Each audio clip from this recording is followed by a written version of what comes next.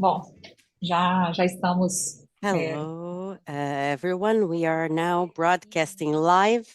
It's an immense pleasure and a privilege to have here with us today, exclusively for the Academia Judaica, Professor Ruth Wisse. I would like to inform everyone as well that just joined our meeting in Zoom that we do have the channel, the simultaneous translation channel. So you just have to choose the channel at the bottom of the screen on the icon interpretation and choose the language that you prefer. Who is here with us watching on YouTube? On our YouTube channel, we have two different screens, one in Portuguese and one in English. So you can also join the channel that in the language that you feel more comfortable with. I would like to thank everyone from our team who made this meeting possible, and especially our interpreter and Nathan, who is technically responsible for the transmission. I can see here among us as well our dear Professor Lisli Nascimento. She is a literature professor of the Federal University of Minas Gerais, who is also specialized in Jewish literature. So, Professor Ruth, she is a colleague of yours, right?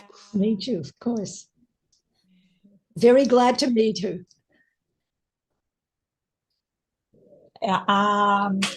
As perguntas que vocês, The porventura, questions that you might have that you want to ask, you can send via chat, or you can raise your hand and you can ask the question directly.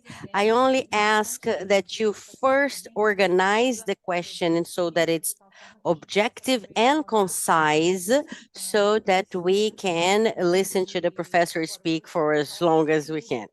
Now, I'm going to talk a little bit about Professor Ruth Wisse's CV.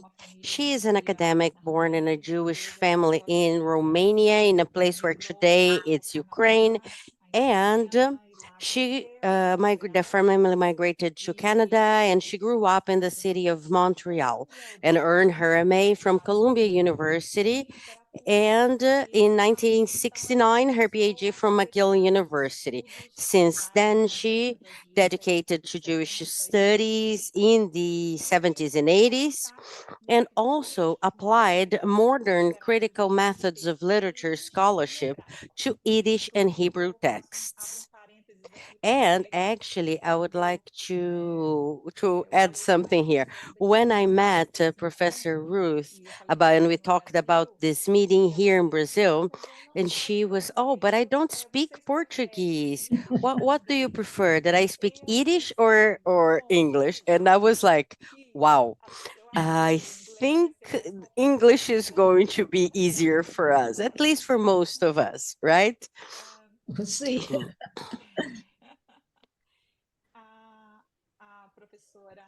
Professor Ruth is also a Martin Peretz Professor of Yiddish Literature and Professor of Comparative Literature at the Harvard University Emerita. She is a noted scholar of Yiddish literature and of Jewish history and culture. In the end of 2023, the Academia Judaica had the honor to offer to our audience the course of Professor Ruth. It had never been broadcast in the Portuguese language. It was a course that came to us through the Tikvah Fund, which is a Northern American organization with which our academy has established a close partnership. We have been thriving in this partnership with several courses, and the course that she gifted us with was about Tevye, the dairyman from Scholem Aleichem. And now we're going to have this opportunity to have an interactive class with her. Most people here people, those who participated in the course, who watched the classes, they must have a lot of questions, right? So this is our opportunity. Of course, we cannot ask all the questions, but we can get started with this dialogue so that we can all continue studying. Professor Wisse, it's an honor to have you here with us today. And yeah, it's a pleasure for us. After having met you last November at the annual Tikvah conference, it was a pleasure, a really pleasure for me to meet you in person. I started with a brief introduction of your CV and credentials in Portuguese, but we really would like to know from you, who is Ruth Wisse in her own words? Well, firstly, I want to say that Ruth Wisse, I am very, very grateful to you. This is exciting for me, obviously, to know that the course that I gave at Tikvah has reached all the way to Brazil, that you seem to have liked the course. And the purpose of giving that course and of my teaching in general is not so much to say what is who I am, but for me to make a connection between myself and the people who are interested in this subject. I consider myself a mediator, as if I am making an introduction of the book to the people who are reading it, of the people who are reading it to the book. And that is really the purpose that I set myself as a teacher. I was fortunate growing up to go to a Jewish day school which taught Yiddish in those days still. Yiddish was the language of my home.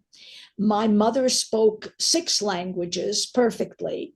But when we came to Canada and her family was totally eliminated in Europe, one of the ways that I think she felt that she could be the most integrated person that she was is to raise us in Yiddish, to support Yiddish literature, to send us to Jewish day schools, to be part of the Yiddish literary community, which was in Montreal in the 1950s, 60s, very, very strong.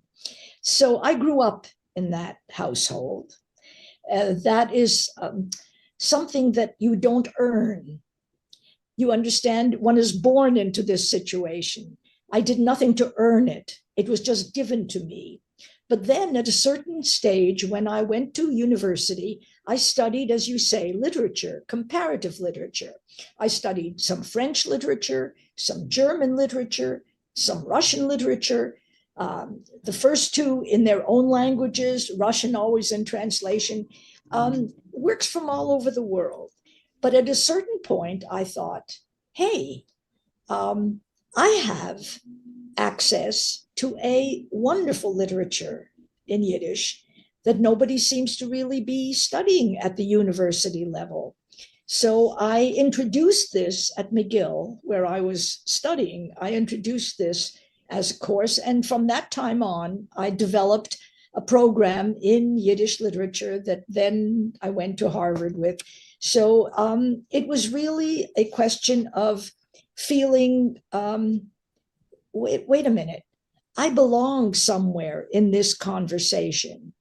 Not only do Jews belong somewhere in this conversation, like Jewish literature through Kafka in German, through Saul Bellow in English.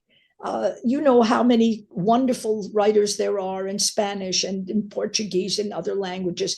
Those writers are sometimes taught in university, but there were also many Jewish writers in Hebrew. And of course, in the modern period, Yiddish was the language of most East European Jews. So let me just end this part by saying that we have to remember that in 1939, if there were 17 million or 17.5 million Jews in the world, more than 10 million of them, 10.5 million of them, were Yiddish speakers. That is more Jews than had ever spoken a Jewish language at the same time in history. So as you can imagine, with that large an audience, there were many writers, many dramatists, many singers, many creative people who just found it natural to write, to express themselves in Yiddish. So I would say that the transition from traditional Jewish life to modern Jewish life, from the end of the 18th century through the 19th century, and particularly from the end of the 19th century through the middle of the 20th century, that process of modernization took place very largely through Yiddish. And the author, Scholem Aleichem, is probably one of the best guides to that, because what you see in this work is the transition from tradition to modernity through a very, very interesting perspective. And in a way, this is a master text of that kind. But I have to say that there are many, many other works in Yiddish literature that I hope this will all lead you to.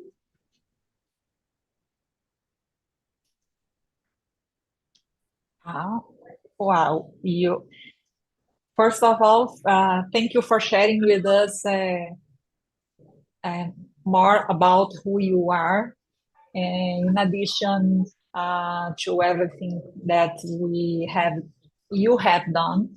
And now you said my next question.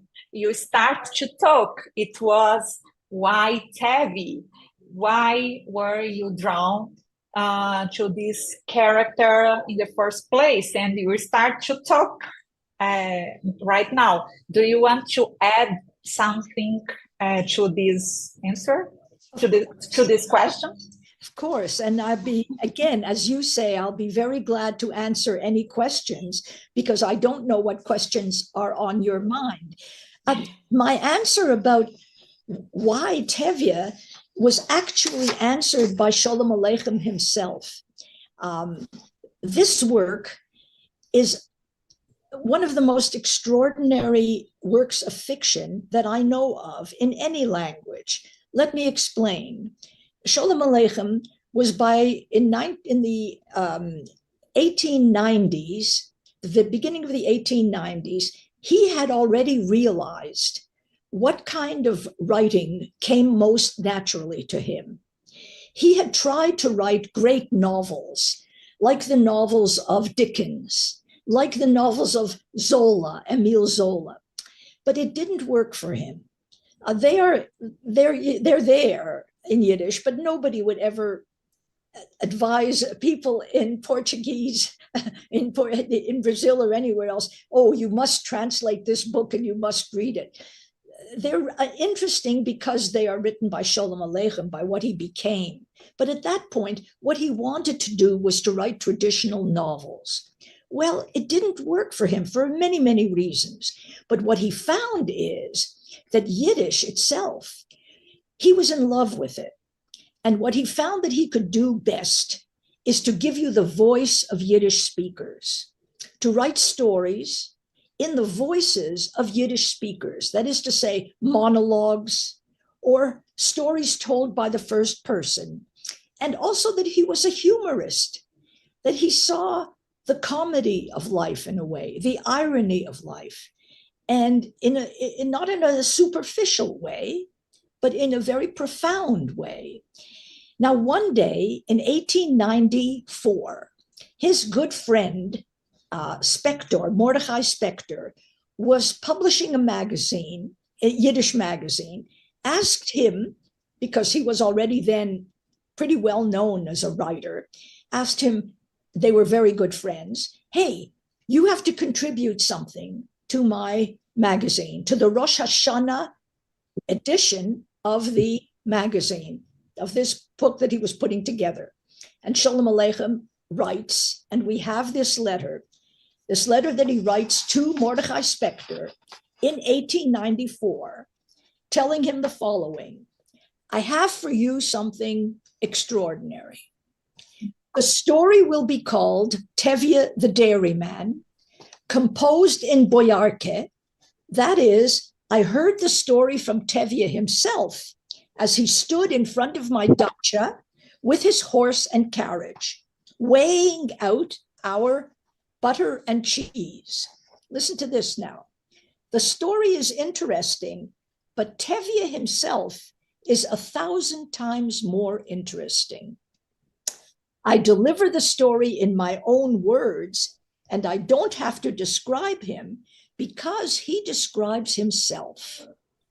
So here we have the letter in which Scholem Aleichem tells you his great discovery. Now, what is this? Obviously, this is a fiction in a way. Now, when we try to reconstruct the past, yes, they were the family of Scholem Aleichem, his wife, and his children, mostly daughters. In the summertime, they went from Kiev, from the city of Kiev, where they lived, big city, beautiful city. They went to the country and they rented a dacha in the country, a country place. I'm sure many people know about such country places. We do in America. I'm sure you do also in Brazil. So they would go to the dacha, and the dacha was in the country. So there was a milkman, a dairyman, who would come and who would deliver their butter and their cheese and their eggs and those products. And this man apparently caught the interest of Scholem Aleichem. And Scholem Aleichem then had this idea. He wanted to write this work about basically his own life and what he was experiencing. Let me say something like, what is the Jew living through today? Through whose voice shall I give you the experience of the Jew living today? And when he found this man, or when he found this man and then reimagined him in some way, he thought, this is it. This is who I have. Such an interesting person, the way he thinks, the way he talks, the way he experiences life. And I claim that Scholem Aleichem read himself into this character.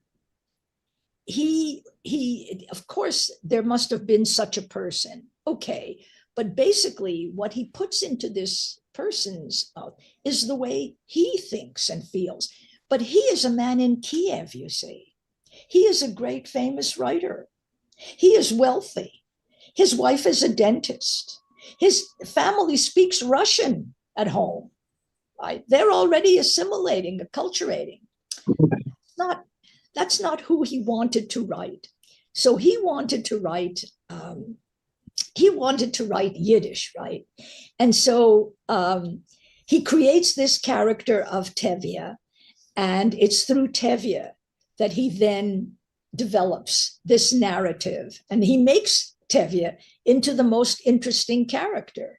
He says to his friend, the story is interesting, but Tevye himself is 1,000 times more interesting. Now, do you understand how the story works? The story works in a very interesting way. Tevye is speaking all the time. That's the only voice we hear. But who is he speaking to? Now, this is really crucial. He is not speaking like that, writing a text to anybody. No, he is standing there and he is speaking to Scholem Aleichem. And in every story of the Scholem Aleichem stories, we hear Tevye talking to this man who is a writer. And the contract between them is that the writer, Scholem Aleichem, is going to take this story and write it up and bring it to the public and make Tevye famous, right? So this is a fiction which is based on the fiction that Scholem Aleichem, the writer, is giving us the words of Tevye the dairyman, whom I have heard it from himself. Not a single word invented. This is his own story, right? And he invented him in 1894. It was published in 1895. That was the story, the first story of Scholem Aleichem. As far as I know, and I'm pretty sure, he thought that was it, right?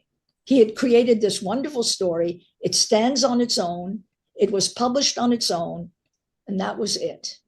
Okay, 4 years later, something had happened in between. In 1897, the Zionist movement was created. Now, Scholem Aleichem was a very strong Zionist. You know, he wrote a pamphlet called Why the Jews Need a Land. It was published the same year as one of Theodor Herzl's pamphlets. Scholem Aleichem sold 25,000 copies in a year when Herzl's only sold about 2,500 copies. So Scholem Aleichem did much to actually popularize the Zionist movement. But this is not why I'm saying this.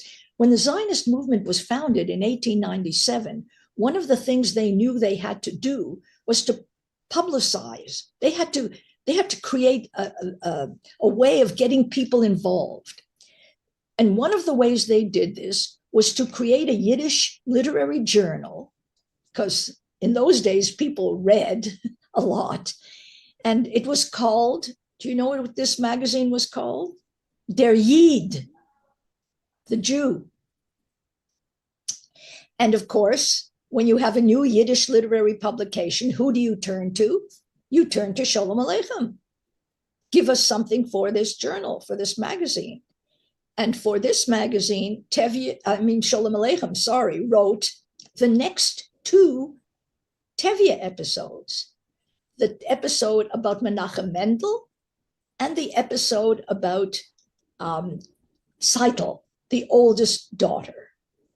So you see, now what is interesting here?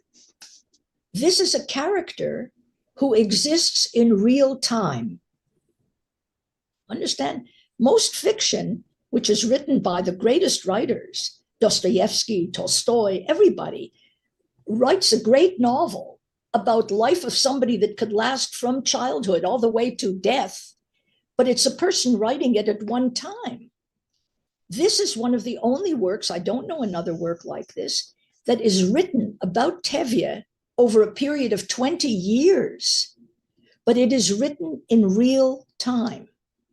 In other words, every few years, something happens. Somebody turns to Scholem Aleichem, but more importantly, something happens in Jewish life.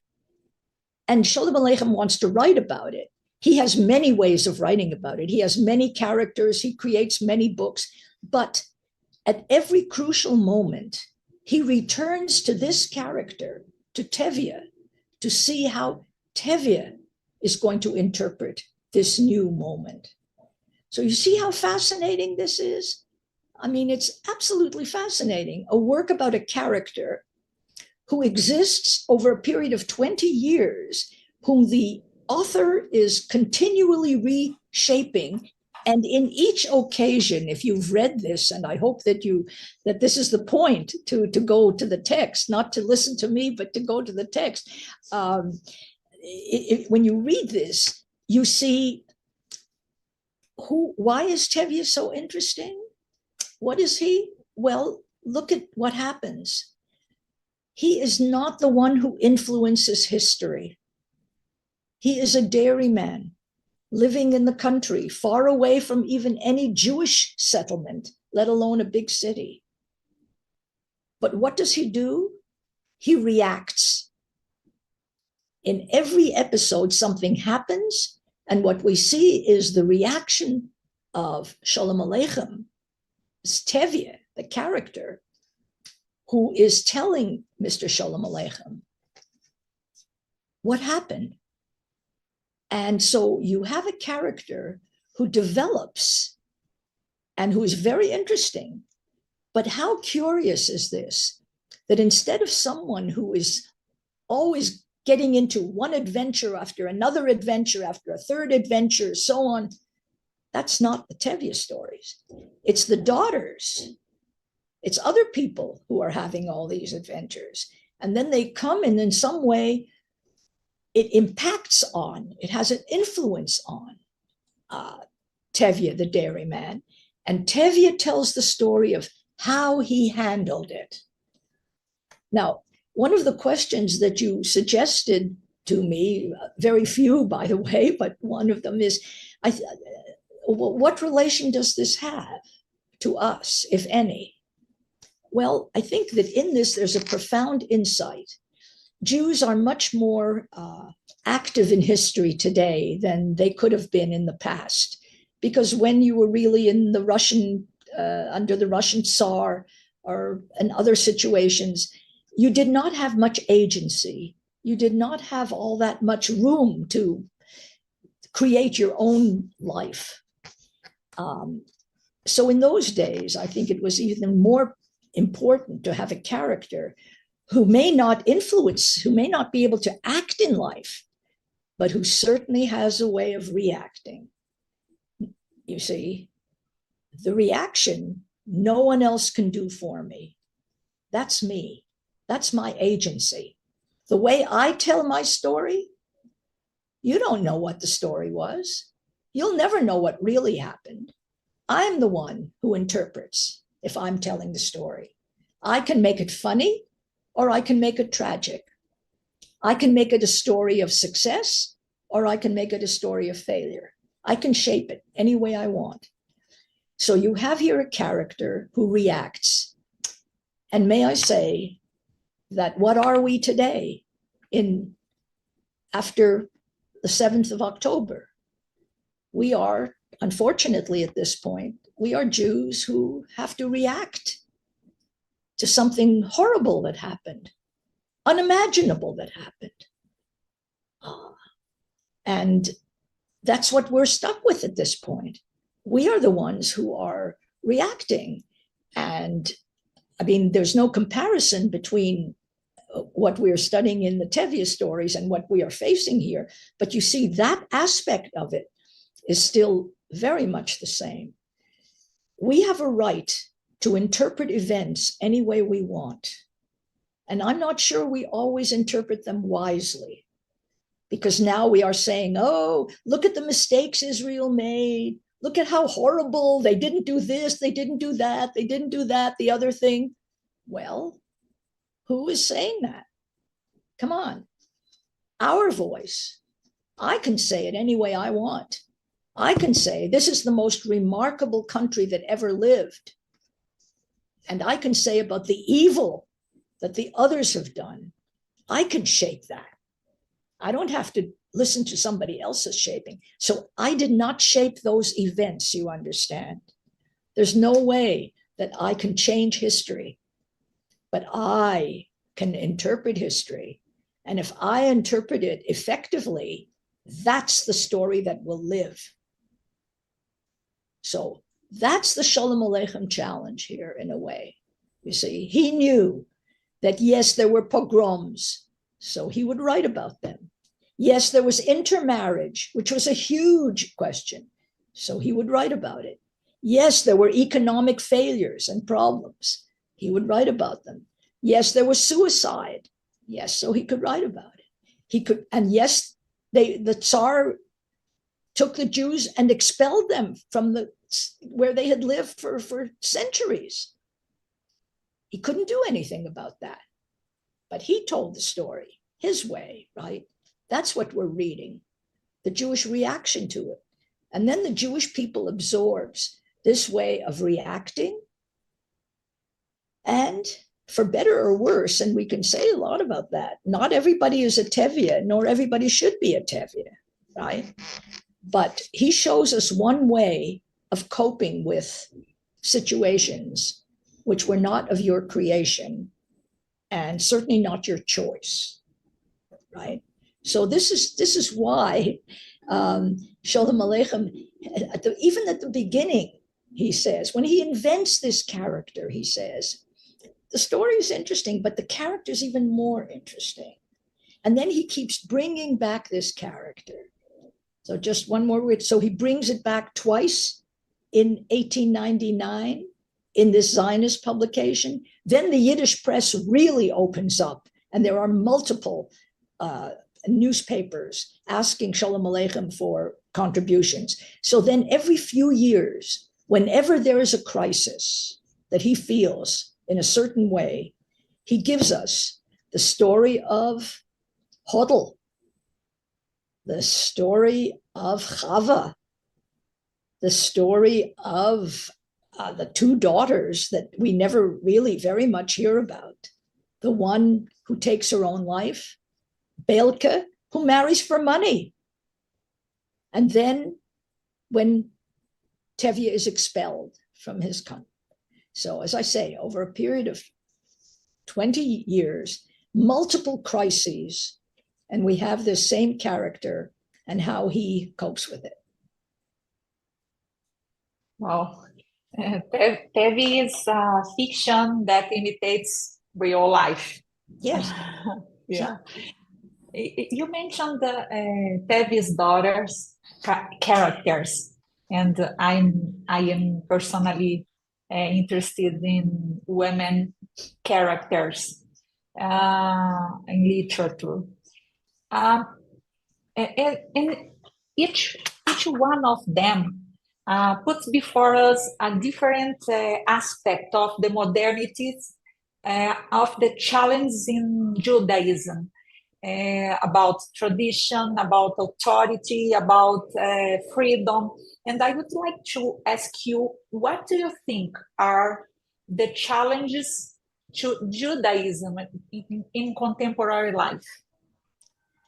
Oh, well, would you mind if I go back to the challenges in the book itself to see what he gives us as the challenges, to see how relevant they are? Because I'll tell you, what's the main challenge of the daughters in each of the stories? What's the main challenge? Over and over and over again. Love. So, romantic love. Now, isn't that wonderful, we all say? Because we all have such a great liberal heart. Most Jews I know are that way. Of course, you fall in love and you marry who you fall in love with. And then happiness follows. That's the story of romance. And that's what the movies tell us. And that's what the fairy tales tell us, and so forth. Well, how about that? These daughters fall in love. Okay, so the first daughter falls in love with a tailor. What's wrong with that? Well, from Tevye's point of view, it's the wrong class. It's not so much money only. You understand, every society has a hierarchy. In Jewish society of Eastern Europe, there was a real hierarchy. Does anybody here know the word yichus? Yichus, yes. Yichus is the Jewish term for heritage, for what is your status? Yichus, inherited status. Now, if you came from a family of rabbis, you have yichus. If you come from a family of carpenters, you have no yichus. It's not nothing to do with you, but it's a question of status in the society, right? Well, Tevye has no yichus personally, but he has a very strong sense of what that implies. Scholarship, knowing the texts, and being able to study, that is for him the hierarchy. Somebody who's a tailor is nothing. Okay, she falls in love with the tailor. So what does this introduce into the story? Two things. One is the new challenge of productivity, of positivism, of a new way of thinking, where the Jews said, listen, there are too many Jewish middlemen. We shouldn't be middlemen. We should be doing something. We should be working with your hands is much better, and so on. So Jews were changing their values. So here comes his daughter with a kind of love affair that changes values. But the deeper love affair, the deeper challenge is that she and Motel decide on their own. Tevye, they don't take him into account. They tell him after the fact, after they've decided. Now, he's not just insulted, but he understands something. what do you mean that you've decided without me? Now, here's something that when I was teaching the Tevye stories, I always made this point, and it always made the students very, very uncomfortable. But I said to them, if you marry for love, that's the end of the Jewish people. That's the end of any people. That's the end of the Greek people. That's every story of, marrying for love without the consideration of where this belongs in your family tradition. You see what I mean? Ultimately, you see how those stories develop afterwards?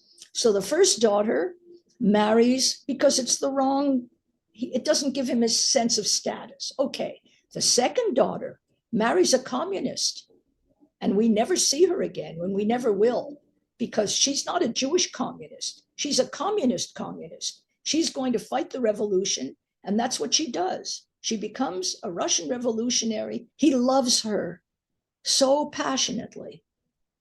But when they say goodbye, that's it. So he appreciates the values that she's fighting for a little bit. Oh, yes, she wants to make equality between people. Tevye wants to make equality between people in a way, so he understands that her values, her heart is in the right place. But that's the end. And then Chava, that's the blow, right? Why should there be a difference between Jews and Christians? Why did God turn us into two different peoples? This is crazy. I'm in love with Chvedka. Chvedka's in love with me. So he's a Ukrainian. So I'm a Jew. You're telling me that that's why I shouldn't marry him? Do you see that? Now, do you think this is old or new? What has changed? Nothing has changed. Our families still in the same problem. And how many children come to their parents and they say, I'm getting married. We love each other. She's so wonderful. He's so wonderful. And the parents, depending on who they are, what are they going to say to their children? But let me just say, depending on how this works, you understand why I mean that this is the end of the nation, because the Jewish people depends on being a familial, tribal, religious civilization, no matter how you look at it. It's a very complicated thing to be a Jew. It is not, anybody can become a Jew. This is fascinating, but not everybody has to be a Jew. Anybody can become a Jew, but not everybody has to be a Jew.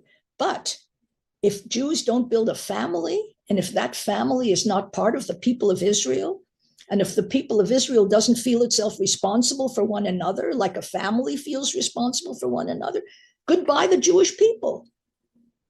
And by the way, you see that in now Asian movies, you see that in Indian movies, you see that in Greek movies. It's not an exclusively Jewish problem, but it is also very much a Jewish problem. So your question is wonderful, but that is why the women here are so very important, because it's the women who come to him with these choices. And they're the ones who say, listen, Papa, we're choosing on our own. You're not it for us anymore. No parental authority is going to dictate. And it escalates with the years, you see. It becomes from a very little challenge to a very huge challenge. And so that's only one of the things, you see, but I would say at the heart of all of them, more important collectively than all the others, believe it or not, is this idea of love rules. Love is more important than the familial imposition of, listen, you have to take into account what will sustain this family and this people. It's very painful. I've had students crying in class. It's very painful. Not that the stories are painful enough afterwards, but this is a very painful realization for an 18-year-old or a 16-year-old, right? It's painful both ways for us, because it's painful if we love someone who isn't appropriate for our family and isn't Jewish. But it's also painful to realize that, hey, am I only marrying this guy because he satisfies my parents? Really? That's love? Some people feel very uncomfortable with the fact that the mother comes and says, oh, sweetheart, you're just the boy that I was dreaming of. Really? This is my mother wants me to marry this guy. Something must be wrong with him, because we all want to be defiant or something. You see what I mean? It's very, very, very, very complicated. But this is at the heart of the stories, of Tevye's stories. Oh, Ein Chadash Tachat Hashemesh, nothing new. That too. Yeah. With us is Rabbi Ruben Sternstein. He is the dean of the Jewish Academy, the Academia Judaica, and he will share with me this interactive section. Have you the microphone? Thank you. Thank you so much, Ruth, for this effort and for this wise and deep and lovely explanation. I would like to ask this to begin this interactive part of the session by asking you about. Están me perguntando si debo falar en portugués o en inglés. Continúo. Should I speak in English or Portuguese? I will continue in English. I would like to ask about how about the interaction between Scholem Aleichem and Tevye. How Tevye, after being created, changed Scholem Aleichem, and how the state of Israel would have changed him if Scholem Aleichem lived after 48, and if possible, to imagine how both would have been changed and transformed if they had been after the October 7th. Well, this is because I would like just to add some one line. I think that you, in my opinion, you summarize the whole picture with the love concept. Is very smart and deep, but the state of Israel, and mostly October 7th, is not a story of love. Yes, well, to be sure, the last story that we have in the Tevye cycle is not about that either, nor is the second one, which we should not forget about, the story of Menachem Mendel. Let me try to answer your question, though, about Zionism and Israel and how, because it's a very interesting question. So Tevye himself, how he lives, am I wrong in thinking that Scholem Aleichem was already creating a traditional Jew, but the traditional Jew who fit best into the labor Zionist idea of what the state of Israel should be like in the early years? After all, the Chalutzim who were going to build Israel, many of them, were kids who wanted to say, listen, Jews have been separated not just from the land of Israel, but they have been separated from the land. They've been separated from nature. There was a lot of that in Zionism. We have to return to the land. We have to return to nature. We have to drain the swamps. We have to build the forests, but we have to work with our hands. We have to create. Now, look how ingeniously Tevye is this. He does not profit from the labor of anyone else. He lives in nature. This is so interesting. People think that Tevye is a shtetl Jew. I hear this all the time. And by the way, if you see the musical Fiddler on the Roof, it starts with Anna Tevka, beautiful, wonderful, Anna Tevka. You know this. Anyway, for the people who wrote Fiddler on the Roof, which is a very successful musical, Anna Tevka was where Tevye lived. In other words, they make him into a shtetl Jew. Forget about it. Tevye, Scholem Aleichem, did exactly the opposite. He is not your typical shtetl Jew. He lives in the country. In other words, Eretz Zavat Chalav Udvash, the country that is rich with milk and honey, the land of milk and honey. Tevye is a man in nature. He loves his horse. You see, he navigates nature. He navigates the things. His wife and his daughters make these products from the cows. They are producers of things. So in that sense, in a very important way, Scholem Aleichem was already preparing Tevye, making him compatible with the Zionist idea of what the Jewish people were becoming. So traditional as he is, he already has these elements in him that are making him more like someone in Rishon LeZion in those years than really your typical shtetl Jew. That's number one. Secondly, at a certain point, you see, Scholem Aleichem was planning to go to Palestine. And at that point, it's at the end of one of the stories, if you remember the story of Beilke, when his rich son-in-law doesn't want to have a milkman, a dairyman anywhere around because of yichus of his kind. He's nouveau riche. He doesn't want it known that he has a son, a father-in-law who's a dairyman. He wants him to get out of the country. Where does he send him, or where does he send him? He sends him to Palestine. Why does he send him to Palestine? Because Scholem Aleichem was intending to go to Palestine.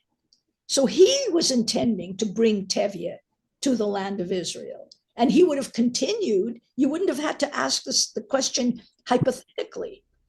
You would have been able to know what the outcome was, because the next episodes of the Tevye stories would have been Tevye meeting Scholem Aleichem in the land of Israel. Well, it never happened. So Scholem Aleichem went instead to America. And so that was never written about Tevye actually getting to the land of Israel. Now, in terms of your question, at the end, the last time we see Tevye, he is being driven from his land. And it is a tragedy, because he says, this is the land where, I have more right to this land than you have, because my great-grandparents were here. Jews lived in Poland for 1,000 years, and they are some of the oldest inhabitants of many of the Polish cities and some of the Ukrainian cities as well. So that's not just words. He was there for a long time, but driven off. So what would have happened to Tevye today? We can't say that, because it depends what part of Tevye we're looking at. If you're looking at him as the traditional Jew, well, he is, but do you notice what his greatest quality is? Or one of his greatest qualities? One of his greatest qualities is adaptability.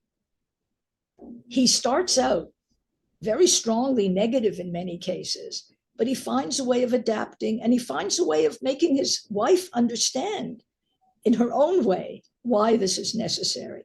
So he's very adaptable. But in truth, he is very ironic. His way of dealing with life, I don't want to make it too simple, but it's very complicated. Do you notice how Tevye prays? Do you notice how Tevye prays? He prays, even in the forest at the beginning, if he's the only one there. Do you realize that he is praying the afternoon prayers? There's no one there. He's not in the synagogue. No one's going to see him. There's only him, the horse, and God. But he wouldn't miss his prayers. But do you notice how he prays? You have to look at this text because it's unbelievable. So he's running after the horse and he says, okay, there I am running behind the wagon and singing the Shema Nesrei like a cantor in a synagogue, which he is not. Mechalkel Chaim Bechesed, who provideth love with his bounty. It better be all of life. You hear me? Umikayem emunosoi lishene ofor, who keepeth faith with them who slumber in the earth, With my troubles, I was already 6 feet underground already. And to think of those rich Yehupitz Jews sitting all summer long in their daches in Boybrik, drinking and thinking, and on and on. Well, what is this? This is point, counterpoint, point, counterpoint. Is this how we imagine prayer? Well, at its best. Isn't this astonishing? This is not a one-way prayer on Tevye's part. He is praying, but he's saying, hey, I'm saying these words. They're very meaningful. You're going to heal us. Well, you better heal us fast because we're already pretty sick. You see? So you see, it's a dialectic. So Tevye is in a dialectical situation, dialectical relationship to God, a dialectical relationship to history. That's how he lives. It's not a simple way of living, but he does not simplify, you see. And that's why it's such a funny text, because over and over again, Scholem Aleichem is playing with Yiddish, and he's playing with, where does Scholem Aleichem get these jokes and these things? Do you know where he gets them? Most of them? He gets them from folk humor, folk culture. He didn't make up all these things. We never know what Scholem Aleichem made up and what he actually got from listening to people, because the Jews were very funny in this way, very, very ironic. And let me give you the bottom line of this irony. One of the things he says, Ata bechartanu mikol ha'amim. This is the fundamental. Thou hast chosen us from among the people. That's a very famous statement. Why did you have to pick on the Jews? Choose another people, at least one. Yes. Why? Yes. I mean, the thing is, choose another people for the time being, exactly, or whatever. But you see, does he not mean that we are the chosen people? He means it. Thou hast chosen us from among them. He feels that he's a chosen Jew, but hey, wait a minute. This is the fate of the chosen people, of your people. So this is the way. So in answer to your question, Zionism was not meant to be ironic. Zionism was meant to be a solution. Zionism thought that if we changed so completely from a diaspora people to a people in our own homeland, anti-Semitism would disappear. That's what Zionism thought. Now, Zionism is the most astonishingly, I have no words for it, of all the national liberation movements, and there were many, Zionism is the most extraordinary. Say that the miracle of the Jewish people in the 1940s is the greatest miracle in human history of any nation. In the same decade, in the same 10 years, a people, 1/3 of which was not only annihilated, but annihilated in the most horrific, humiliating terms ever dreamed of. In that same decade, the Jews recovered sovereignty in the land of Israel that had been under foreign occupation for 2,000 years.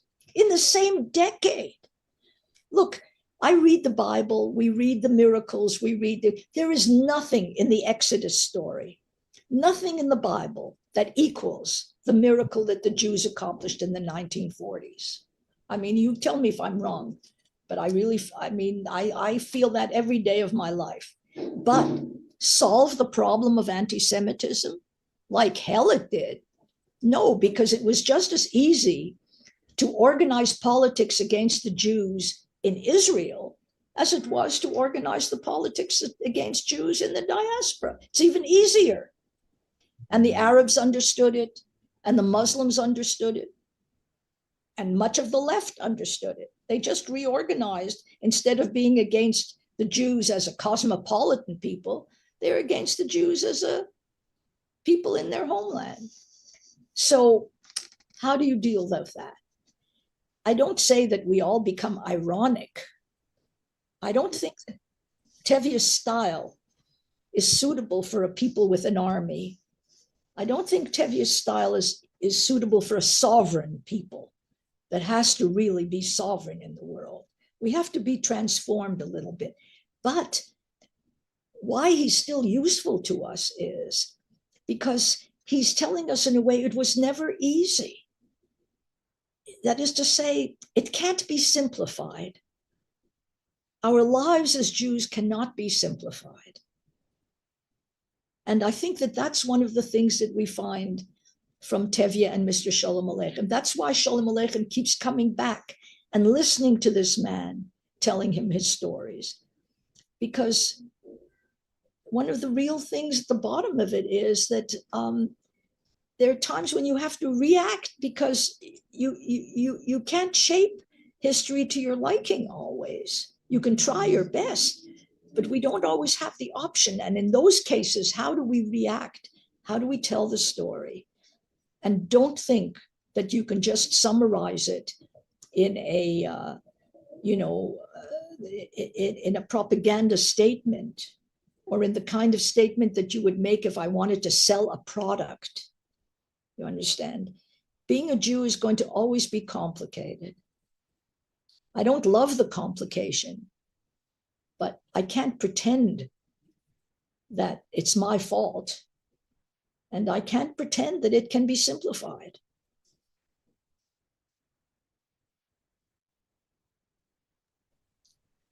Thanks so much for this explanation. Tevye wants to go to Eretz Israel, and he was living in a big crisis in his country. But right now, Israel is living in a big crisis. And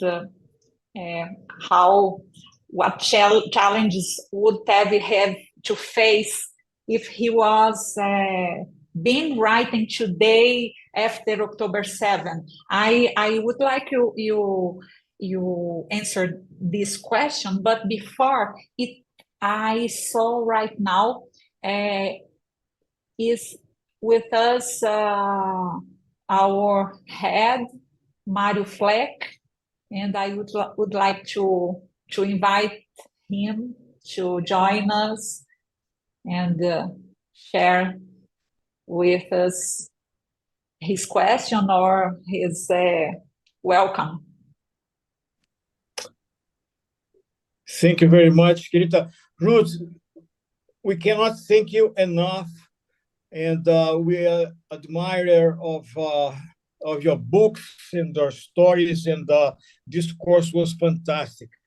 But we are the Academy of Jewish Studies. We created this in order to somehow replicate what Tikvah is doing in terms of dedicating a lot of energy for the distribution of content and knowledge of all the Jewish culture, the Jewish history, everything that's related to that. And you are one of the icons in this endeavor, particularly now that you have this position at Tikvah Foundation. What can you give us as advice in terms of your experience in education, either related to your role, your life role in your current endeavors? We are very eager to learn from you. You're very kind indeed. What can I say? You see, I answered a situation that existed.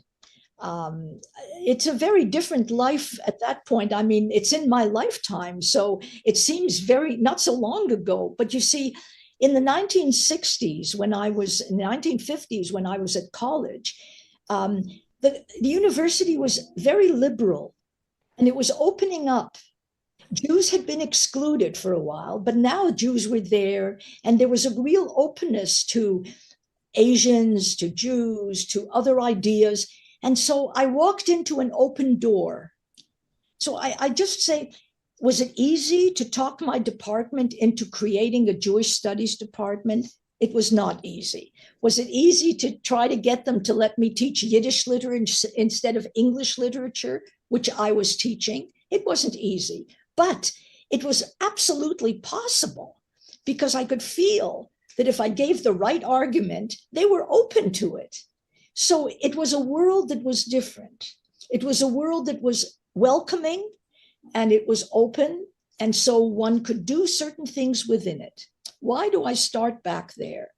Because the moment, I don't know how Brazil is at this particular moment, but I will give you an idea of New York at this moment, the situation in which Tikvah finds itself.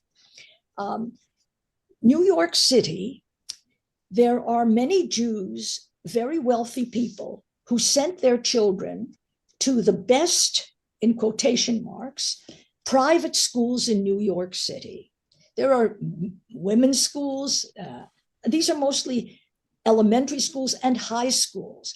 And they sent them to these good high schools because that was a way of getting into the good colleges. And they were always thinking of that. Schools, college, best education. That will make us, they will be lawyers, they will be doctors, they will be splendid American citizens and all the rest. Well, it isn't that world anymore. That is to say, it still is America, an open country, but the war against the Jews that has been introduced by a coalition of Islamist thinking, countercultural thinking, woke thinking, it's called woke, by all the groups that have a grievance. You understand, the grievance groups, extreme Black groups that feel that America was built on slavery and that it's still a racist country, extreme feminist groups that feel that women are being oppressed no matter what and that they're being held back, extreme nativist groups who feel that, hey, this country was taken away from us. There's a coalition of such forces, and many people on the left that would still like to see a communist country instead of a capitalist country. Let's be honest, they think that the worst thing that can happen to a country is not to have egalitarianism. And they really want to have a totalitarian, egalitarian system imposed on a free country. Well, these are forces which are now very powerful, and particularly powerful in the universities and in these private schools, to which Jews devoted so much of their hopes, invested so much of their money. You understand? This is a big, big shock. So in a way, I would say that the shock to a part of American Jewry since October the 7th has been almost as great as the shock to Israelis. People taken, I mean, they knew it in a way because this didn't happen overnight. But to see these people who you thought were your friends, who you thought like you, not reacting to what happened in Israel, and not understanding how we feel as Jews about what happened to our fellow Jews there. It's a real shock. And so Tikvah has had to answer very quickly into this anxiety that Jews are feeling. I don't want my children to go to those schools anymore. I don't want to entrust them to those schools anymore. So Tikvah is now building a school, a new school, a Hebraic classical education school, and it wanted to wait and start in a year. But the parents are so eager that they said, no, no, no, you have to start immediately next year. So next year already, almost without preparation, they're starting grades 5, 6, and 9, right? A school with grades 5, 6, and 9. So after 1 year, they will also have 5, 6, 7, 8, and 9, right? Starting it immediately, you see, in answer to a need that is felt. So that is what I would say, that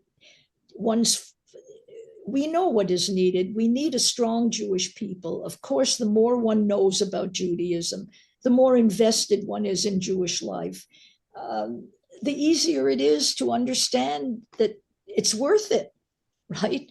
If it's not worth it to you to be a Jew and you come under attack, why should you stay with this? Then you become very angry in a way, and you want to blame the Jews for the situation that you've put me into. Why am I hated now? But if you understand Jewish history, and if you love parts of it, the religious experience, the cultural experience, if you love being a Jew, then you understand that you have to fight it some way. You have to fight for your rights in some way, you see, but you can only build that on a strong educational foundation, essentially, and a strong family foundation.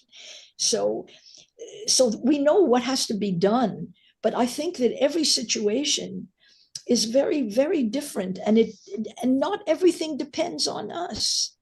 If America becomes more liberal again, if America becomes more America again, more self-confident, the Jews will be better off. If America loses its confidence, loses its wars, loses its ability to distinguish allies from enemies, what are we to do? We can do a lot to help America stay strong by staying strong ourselves. But can we save the country from itself? I don't think so. And I think the same must be true in Brazil. We can help by being strong in ourselves to give a model of what it is to be strong in, for a democratic country. But can we save the country from itself if it's going in the wrong direction? We're not enough of us. So this is, we have to think in those terms and be, very, very strong within ourselves and help. And this, by the way, I can't tell you how encouraging it is that we have this connection. You know what encouragement it gives me to know that you are interested in this and that we're partners in this. It means the world to me. So I'm so grateful to you for this. It makes us feel much enlarged by the fact that we have this world community. Yeah, no doubt. We would like to be the Tikvah of Latin America, if we can. Thank you very much. Thank you. Thank you. So I think that we've had a good discussion, and I really wish you all well, and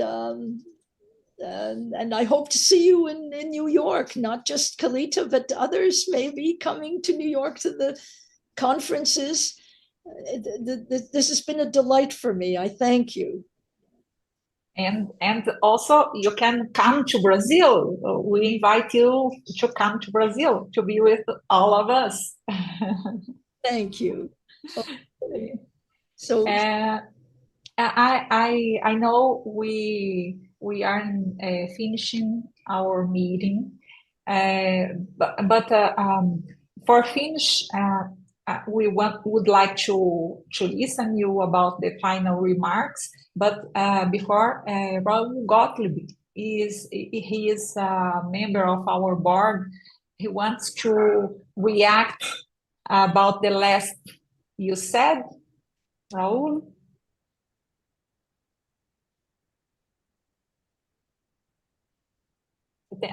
Nathan, precisa abrir o microfone do Raul. Nathan, you need to open house mic.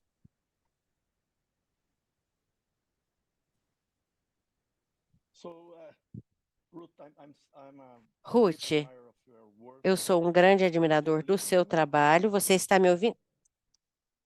I don't hear. You don't hear? Oh, now I do, yes. Okay. So I'm a great admirer of your work, of your books. I follow for a long time. The thing that you said now in the end, it's so worrisome to me because I am a son of an Italian Jewish family. And in 1938, the community, when the racial laws appeared, the first reaction of the community was to build a school.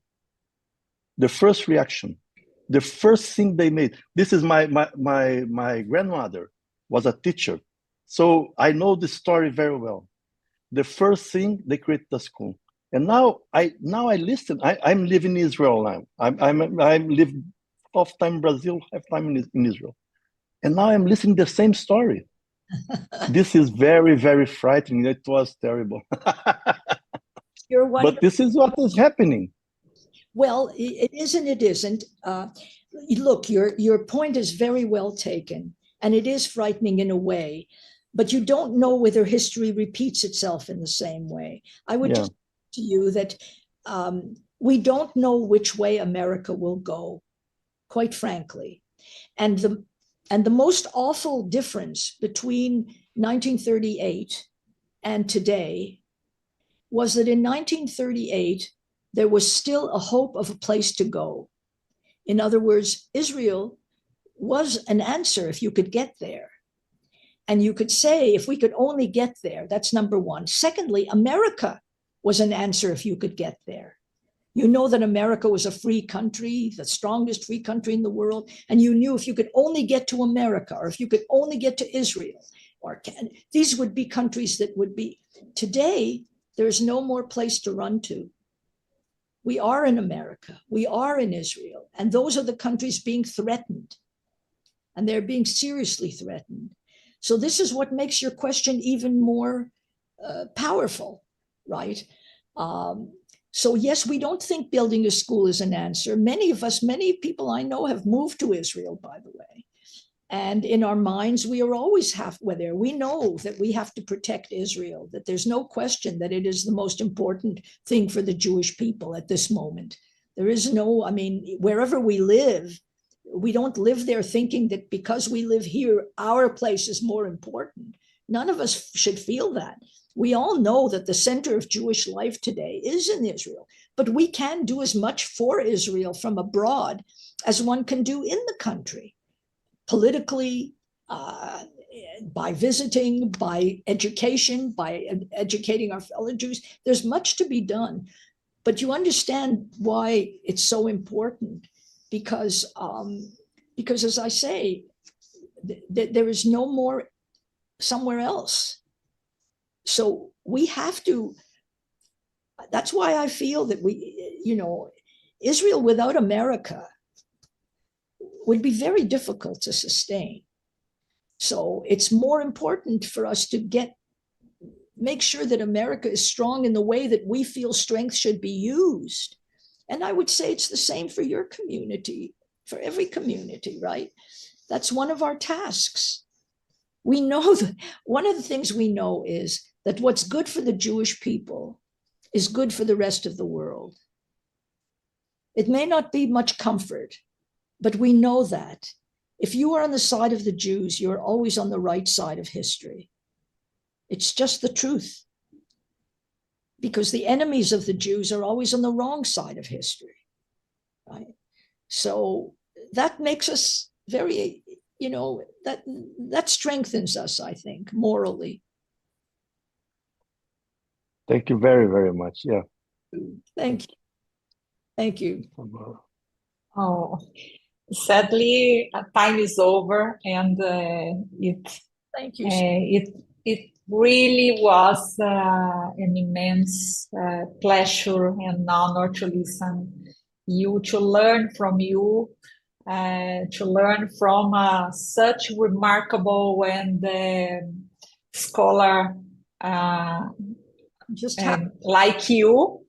And if you want to tell us your final remarks, the microphone is yours. And for myself, just Thank you very much.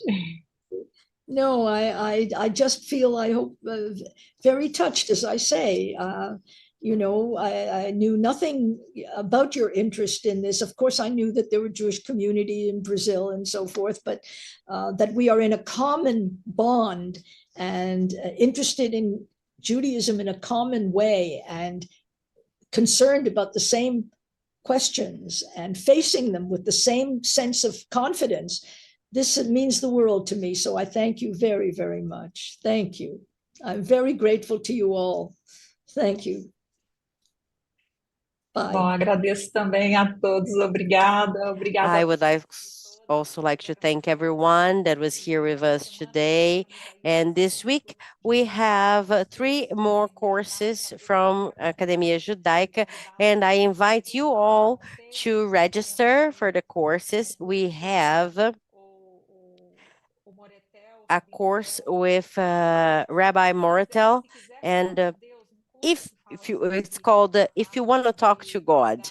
It discusses the parts of our tefillah and the difference between them, all of them. We have a course with Julia Miara about witch hunt that talks about feminicide in the Middle Ages and anti-Semitism. And on Thursday, we will start the course 5 female personalities in Talmud. It is not just a course for girls, as people might think. It's a course for everyone who is interested in the Talmud and in Talmud studies. But looking from a new perspective, we will look at the text in a different way, and the perspective that I have chosen are some of these very interesting characters. So I invite you all to be here with us.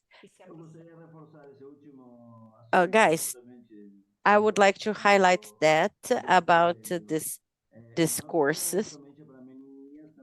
It's not just a course it's not for boys or girls. It's not just for girls, for everyone. If for boys, girls, women, men, and elderly people, whoever wants, is a very provocative course. And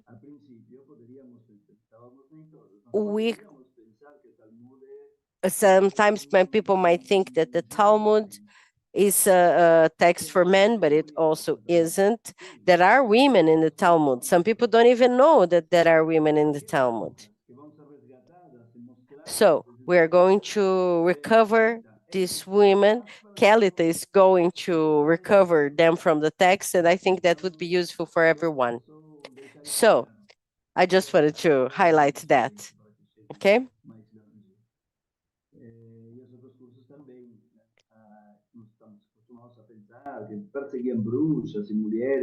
And so the other courses as well, the one about the witch hunts, they bring a lot of new information. And we are still missing a lot of things that we have to improve in terms of content, but please do participate in the opening of these courses. And in the next week, we are going to have 2 other courses of philosophy as well.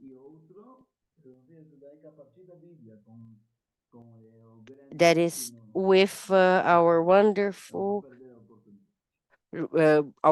rabbi, so please do not miss these opportunities. Thank you for adding that, and we hope to see you soon. Have a nice rest of the weekend and a good week as well.